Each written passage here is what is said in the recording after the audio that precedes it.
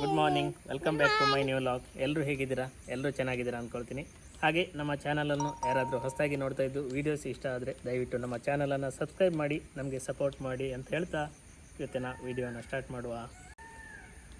ಎಲ್ಲಿಗೆ ಹೋಗ್ತಿತ್ತು ಇವತ್ತು? ಬನ್ನಿ ಈಗ ಹೋಗುವ. ನೀನೆಂತ ಕನ್ನಡಕ ಹಾಕೊಂಡೆಂತ? ಕನ್ನಡಕ ಎಂತಕ್ಕೆ? ಕನ್ನಡಕ ಎಂತಕ್ಕೆ? ಸರಿ ಮಾಡಿ ಇಡ್ಕಾಗ ಅಷ್ಟು ಸರಿ ಹೋಗುವ. ಅಷ್ಟು ದೂರ ಎಂತಕ್ಕೆ? ಬೀಚಿಗೆ ಹೋಗಿ ನಾವು ಅಲ್ಲಿ ಆಟ ಆಡಲಿಕ್ಕೆ ಗೊತ್ತು. ಇವತ್ತು ಮಳೆ ಸ್ವಲ್ಪ ಕಮ್ಮಿ ಇದೆ, ಹಾಗೆ ಸ್ವಲ್ಪ ಮಳೆ ಬಿಸಿಲು ವಾತಾವರಣ, ಹಾಗೆ ಹೋಗುವ. ಹೇಗೆಲ್ಲ ಆಗ್ತದೆ ನೋಡುವ. ಮತ್ತೆ ಸಿಗುವ, ಬಾಯ್.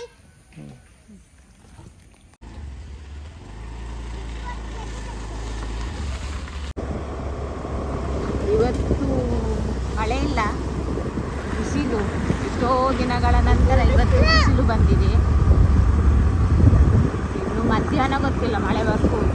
ಈಗ ಮಾತ್ರ ಒಳ್ಳೆ ಬಿಸಿಲು ಉಂಟು. ಕಂಟಿನ್ಯೂ ಒಂದೂವರೆ ತಿಂಗಳ ನಂತರ ಬಿಸಿಲು ಕಂಡಿರೋದು ಇವತ್ತು ಮಾತ್ರ. ಇಷ್ಟೊಂದು ಬಿಸಿಲು ಬಂದಿರೋದೇ ಇವತ್ತು, ಒಂದೂವರೆ ತಿಂಗಳ ನಂತರ. ಹಾಗಾಗಿ ನನ್ನ ಮಗಳು ಯಾವತ್ತೂ ರಗಳೆ ಮಾಡ್ತಾಯಿದ್ಲು, ಅಂದರೆ ಮನೆಯಲ್ಲೇ ಇದ್ದು ಹಾಗೆ ಸ್ಕೂಲಿಗೆ ಹೋಗೋದು ಮನೆ ಬರೋದು, ಹಾಗಾಗಿ ಎಲ್ಲಿಯಾದರೂ ಹೋಗುವ ಅಂತ ರಗಳೆ ಮಾಡ್ತಿದ್ರು. ಹಾಗೆ ಸಂಡೇ ಆದ್ದರಿಂದ ಬೀಚಿಗೆ ಹೋಗೋ ಬರುವ ಅಂತ ಹೇಳಿದ್ವಿ. ಬೀಚಲ್ಲಿ ಆ್ಯಕ್ಚುಲಿ ಬೀಚು ನೀರಿಗೆ ಇಳಿಲಿಕ್ಕಿಲ್ಲ, ಹಾಗೆ ಮೇಲ್ಗಡೆಯಿಂದ ನೋಡ್ಕೊಂಡು ಬರುವ ಅಂತ ಹಾಗೆ ಹೋಗ್ತಾ ಇರೋದು. ಹಾಗೆ ತುಂಬ ವರ್ಷದ ನಂತರ ಈ ವರ್ಷ ಅತೀ ಮಳೆ ಬಂದಿದ್ದು. ಇಷ್ಟು ವರ್ಷ ಹೋದ ವರ್ಷಕ್ಕೆ ಕಂಪೇರ್ ಮಾಡಿದರೆ ಈ ವರ್ಷ ತುಂಬ ಮಳೆ. ಹೋದ ವರ್ಷ ಮಳೆನೇ ಇಲ್ಲ ಆಗಿತ್ತು, ಯಾವ ಜಲಾಶಯ ಕೂಡ ಭರ್ತಿಯಾಗಲಿಲ್ಲ. ಹಾಗೆ ಎಲ್ಲಿಯೂ ಕೂಡ ಮಳೆ ಇಲ್ಲ ಹೋದ ವರ್ಷ. ಜಾಸ್ತಿ ಅಂತ ಹೇಳಿದರೆ ಒಂದು ಬಿಟ್ಟು ಮಳೆ ಬರ್ತಾ ಇರುವಂತಕ್ಕಂಥ. ಈ ವರ್ಷ ಏನಾಗಿದೆ, ಕಂಟಿನ್ಯೂ ಆಗಿ ಒಂದೂವರೆ ತಿಂಗಳು ಇಲ್ಲಿ ತನಕ ಮಳೆ ಬಂದಿದೆ. ಇನ್ನೂ ಕೂಡ ಬರ್ಬೋದು. ಇವತ್ತು ಎಲ್ಲಿಯೋ ಒಂದು ಮಧ್ಯಾಹ್ನ ತನಕ ಇರ್ಬೋದು ಅನ್ನಿಸ್ತದೆ ಬಿಸಿಲು. ಹೇಳಲಿಕ್ಕಾಗೋದಿಲ್ಲ, ಸಡನ್ಲಿ ಕ್ಲೈಮೇಟ್ ಚೇಂಜ್ ಆಗ್ಬೋದು, ಮಳೆ ಬಂದರೂ ಬರ್ಬೋದು. ಹಾಗೆ ಈ ವರ್ಷ ಜುಲೈ ಎಂಡೊಳಗೆ, ಅಂದರೆ ಆಗಸ್ಟ್ಗಿಂತ ಮೊದಲೇ ರಾಜ್ಯದ ಬಹುತೇಕ ಎಲ್ಲ ಜಲಾಶಯಗಳು ಕೂಡ ಭರ್ತಿಯಾಗಿವೆ. ಹಾಗೆ ನೋಡಿ, ನಾವೀಗ ನಮ್ಮ ಮಲ್ಪೆ ಬೀಚಿನ ಹತ್ತಿರಕ್ಕೆ ಬಂದಿದ್ವಿ. ಬಟ್ ಜನನೂ ಇದ್ದಾರೆ, ಇವತ್ತು ಸಂಡೇ ಅಲ್ವ, ಹಾಗೆ ರಜೆ, ತುಂಬ ಜನ ಕೂಡ ಬಂದಿದ್ದಾರೆ. ಆದರೆ ಯಾರಿಗೂ ಕೂಡ ಸಮುದ್ರಕ್ಕೆ ಇಳಿಲಿಕ್ಕೆ ಬಿಡ್ತಾ ಇಲ್ಲ. ಯಾಕೆಂತೇಳಿದರೆ ಸಮುದ್ರ ಅಷ್ಟೊಂದು ರಫ್ ಆಗಿದೆ. ದೊಡ್ಡ ದೊಡ್ಡ ಅಲೆಗಳು ನಮ್ಮ ದಡಕ್ಕೆ ಬಂದು ಅಪ್ಪಳಿಸುವ ಸೌಂಡ್ ಇಲ್ಲಿ ತನಕ ಕೇಳ್ತಾ ಇದೆ. ಈಗ ಇರುವಂಥದ್ದು ನಾವು ಇದು ಎಂಟ್ರೆನ್ಸಲ್ಲಿ. ಇನ್ನೂ ಮುಂದೆ ಹೋಗಿ ನೋಡು ಏನೆಲ್ಲ ಎಷ್ಟು ಚೆಂದ ಕಾಣ್ತದೆ ಅಂತ. ಬಟ್ ಇಳೀಲಿಕ್ಕೆ ಮಾತ್ರ ಅಲ್ಲಿ ನಮ್ಮ ಸೆಕ್ಯೂರಿಟಿ ಗಾರ್ಡ್ ಕೂಡ ಇರ್ತಾರೆ, ಅವರು ಬಿಡಲಿಕ್ಕಿಲ್ಲ. ಹಾಗೆ ಇಳಿಯೋದು ತಪ್ಪು, ಯಾಕೆಂತೇಳಿದರೆ ಯಾವ ಕ್ಷಣದಲ್ಲಿ ಕೂಡ ಅಪಾಯ ಸಂಭವಿಸ್ಬೋದು. ಆ ಕಾರಣಕ್ಕಾಗಿ ಇಳಿಬಾರ್ದು. ಇನ್ನು ಇಲ್ಲಿ ಫ್ರೆಶ್ ಮೀನೆಲ್ಲ ಇನ್ನೂ ಸಿಗ್ಬೋದು, ಯಾಕೆಂದರೆ ಇವಾಗ ಸಣ್ಣ ಸಣ್ಣ ನಾಡದೋಣಿಯವರೆಲ್ಲ ಫಿಶಿಂಗ್ ಸ್ಟಾರ್ಟ್ ಮಾಡಿದ್ದಾರೆ ಇವಾಗಲೇ. ಸಮುದ್ರ ಎಷ್ಟು ಬೋರ್ವೆಲ್ಲ ಉಂಟು ಅಂತ ಹೇಳಿದರೆ ಸೌಂಡ್ ಕೇಳಿದರೆ ಗೊತ್ತಾಗ್ತದೆ. ಎಲ್ಲರೂ ಜಾಸ್ತಿ ಮಳೆ ಕೂಡ ಇಲ್ಲ, ಮೋಡ ಬಿಸಿಲು ಎಲ್ಲ ಇದೆ. ನೋಡಲಿಕ್ಕೆ ತುಂಬ ಚೆಂದ ಕಾಣ್ತದೆ. ಒಂದರ ಹಿಂದೆ ಒಂದು ಚಿಕ್ಕ ಚಿಕ್ಕ ಅಲೆಗಳಂತೆ ಬರ್ತಾ ಇದೆ. ಬಟ್ ಹೇಳಲಿಕ್ಕಾಗೋದಿಲ್ಲ ಯಾವ ಕ್ಷಣದಲ್ಲಿ ಎಷ್ಟು ದೊಡ್ಡ ಗಾತ್ರದ ಅಲೆ ಬಂದು ಅದಕ್ಕೆ ಅಪ್ಪಳಿಸ್ತದೆ ಅಂತ ಹೇಳಲಿಕ್ಕಾಗೋದಿಲ್ಲ. ಯಾಕೆ ಮಳೆಗಾಲ ಆದ್ದರಿಂದ ತುಂಬ ಗಾಳಿ ಬಂದರೆ, ಒಂದು ದೊಡ್ಡ ಅಲೆ ಬಂದರೆ ಎಲ್ಲರೂ ಕೊಚ್ಚಿಕೊಂಡು ಹೋಗ್ತಾರೆ. ಸಮುದ್ರಕ್ಕೆ ಇಳಿಲಿಕ್ಕೆ ಆಗೋದಿಲ್ಲ, ಯಾಕೆಂತೇಳಿದರೆ ರಿಸ್ಟ್ರಿಕ್ಟೆಡ್ ಏರಿಯಾ. ಯಾಕೆಂತೇಳಿದರೆ ತುಂಬ ಹಿಂದೆ ಕೇಳಿಸ್ತಿರ್ಬೋದು, ಅಷ್ಟೊಂದು ಬೋರ್ಗರತೆ ಇದೆ ಸಮುದ್ರ. ಇವಾಗ ಯಾರಿಗೂ ಸಮುದ್ರಕ್ಕೆ ಇಳಿಲಿಕ್ಕೆ ಕೂಡ ಬಿಡ್ತಾ ಇಲ್ಲ ಅನ್ನೋದಕ್ಕಿಂತ ನಾವು ಸಮುದ್ರಕ್ಕೆ ಇಳಿಬಾರ್ದು, ಯಾಕೆಂದರೆ ನಮ್ಮ ಸೇಫ್ಟಿ ನಾವು ನೋಡ್ಕೊಳ್ಬೇಕಾಗ್ತದೆ.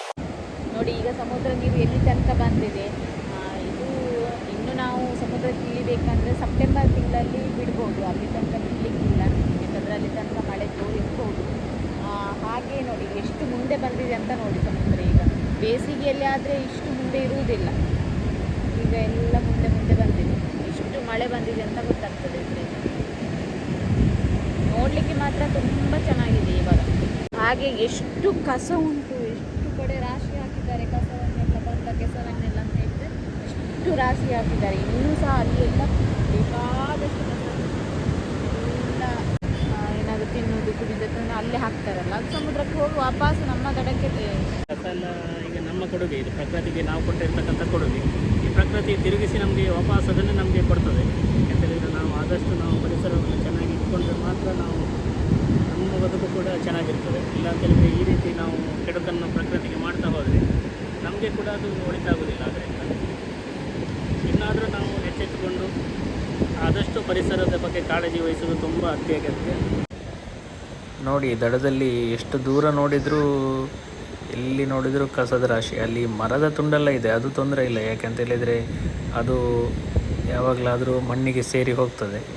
ಬಟ್ ಇಲ್ಲಿ ಅದಕ್ಕಿಂತ ಜಾಸ್ತಿ ನಮಗೆ ಕಾಣಸಿಗೋದು ಇಲ್ಲಿ ಪ್ಲಾಸ್ಟಿಕ್ ವಸ್ತುಗಳು. ಇದು ತುಂಬ ಹಾನಿಕಾರಕ. ಈ ಸಮುದ್ರ ಎನ್ನುವಂಥದ್ದು ತನ್ನ ಒಡಲಲ್ಲಿ ಏನನ್ನೂ ಇಟ್ಕೊಳ್ಳೋದಿಲ್ಲ. ಅದು ಏನೇ ಒಂದು ಕಸ ಬಂದರೂ ಅದು ದಡಕ್ಕೆ ಬಂದು ತಂದೆ ಹಾಕಿ ಹೋಗ್ತದೆ. ನೋಡಿ, ಇದೆಲ್ಲ ನಾವು ಈ ಪ್ಲಾಸ್ಟಿಕ್ ಎನ್ನುವಂಥದ್ದು ನಮ್ಮ ಮನುಷ್ಯರ ಕೊಡುಗೆ ಈ ಪ್ರಕೃತಿಗೆ. ಇದೊಂದು ದೊಡ್ಡ ಅನ್ಯಾಯ ಅಂತಲೇ ಹೇಳ್ಬೋದು. ಇದೆಲ್ಲವೂ ಅತಿ ಬುದ್ಧಿವಂತ ಮತ್ತು ವಿದ್ಯಾವಂತರಾದಂಥ ನಮ್ಮ ಮಾನವನ ಕೊಡುಗೆ ಪ್ರಕೃತಿಗೆ. ಹಾಗೆ ಮತ್ತೊಂದು ವಿಷಯ ಏನಂತ ಹೇಳಿದರೆ, ನಾವು ಪ್ರಕೃತಿಗೆ ನಮ್ಮಿಂದ ಏನೂ ಆಗಬೇಕಾಗಿಲ್ಲ. ಯಾಕೆಂತೇಳಿದರೆ ಪ್ರಕೃತಿಗೆ ಮನುಷ್ಯರಿಲ್ಲ ಅಂತೇಳಿದರೆ ಪ್ರಕೃತಿ ಇರ್ತದೆ. ಬಟ್ ಪ್ರಕೃತಿಯೇ ಇಲ್ಲ ಅಂಥೇಳಿದರೆ ಮನುಷ್ಯನಿಗೆ ಒಂದು ದಿನಕ್ಕೆ ಸಹ ಈ ಭೂಮಿಯಲ್ಲಿ ಬದುಕಲಿಕ್ಕೆ ಕಷ್ಟ ಸಾಧ್ಯ. ಹಾಗೆ ಇನ್ನಾದರೂ ನಾವು ಎಚ್ಚೆತ್ತುಕೊಂಡು ಒಂದು ಪ್ರಕೃತಿಯನ್ನು ಉಳಿಸುವ. ನೋಡಿ, ನನ್ನ ಮಗಳು ಇಲ್ಲಿ ಇದ್ದ ನಾಯಿ ಎಲ್ಲ ಮಾತಾಡಿಸ್ತಾ ಇದ್ದಾಳೆ. ಮುಟ್ಟಬೇಡ, ಮುಟ್ಟಬಾರ್ದು.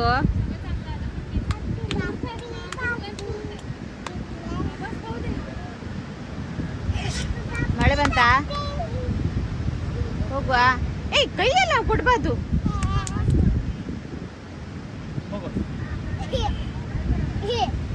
ಎಂತ ಅಂತ ನಿನ್ನ ಹತ್ರ?